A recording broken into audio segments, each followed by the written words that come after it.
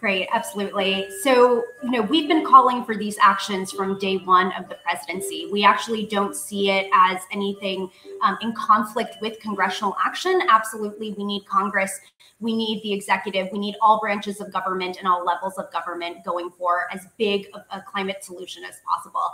So in terms of executive actions, there are 5 top key executive powers that the Biden administration has had since day one.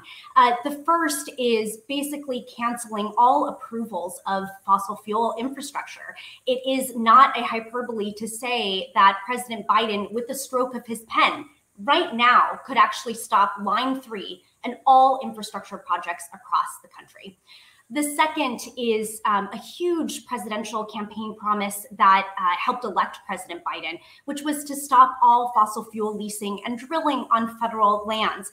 Federal lands belong to everybody in this country, yet it's being marketed off at really low rates, kind of piddly pennies, to extract dangerous fossil fuels, oil and gas in this country. Again, President Biden can actually single-handedly cancel that fossil fuel leasing program today and stop a huge amount of fossil fuels from being extracted in this country.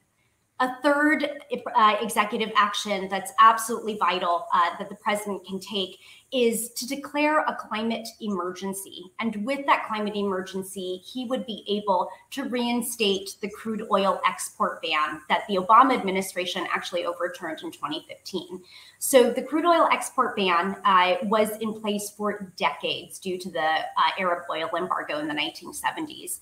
And as the fracking boom was starting in the US, fracking not only of gas, but also oil, there was huge lobbying pushes to basically overturn the ban on exports. When that crude oil export ban was reinstated or was overturned essentially in 2015, that helped drive a huge amount of fracking across the country for crude oil. If President Biden were to declare a climate emergency, he would be able to put that ban in place and stop that export